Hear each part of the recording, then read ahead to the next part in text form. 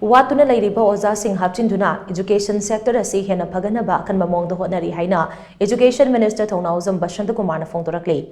Anoba chahi lakpa sigai roinana education department na paikhatkadaba anoba thaurang thausilgi matangda TOMTV ga akhanana unaba amada wafam asi mahangna phongdokhibani. TOMTV ga akhanana unaba amada education minister Thounaojam Basantakumar na hai Starasigi education sector da yamna shingna bamo iribasi infrastructure matik chada bahmade ojah Awatpa sini. Starasigi oina ojah lising taranipan mathau tabada sumnatage ojah lising mapan khak leiri. Ojah Awatpa sina maram moiraga angang sing mahimasin tambibada akaiba thoktanaba department na akanba maong da honari. Anoba chahi asina lakpaga iroinana ojah Awatpa ki phibam asi menkhanaba rationalization ki thabak kana sathari. Amaramda hadaki class 10 amade class 12 ke examination da lengak school sing dagi topper mahairoi sing puthoknaba kana honari. Lengak asina private school sing regulate tawnabasu law ama semlei. Masida natana Chief Minister Nongthombam Birengi miteng makhada starasigi education sector asi hena khumang chausinaba education department na angamba thakta honari haina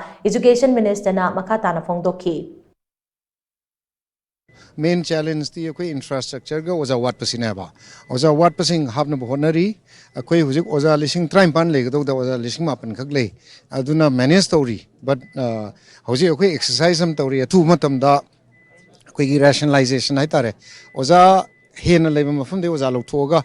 ojah khara watpa mafam da hapchan bagi exercise am tori challenging oi mayam da gi pressure lakni adu akoi togni na khallaga akoi honajari aduma number 1 anu chahi lakpagi haidi ojah Awatpa si leiriba se phajani use toraga Awatpa tu mention na ba han hona ba haidana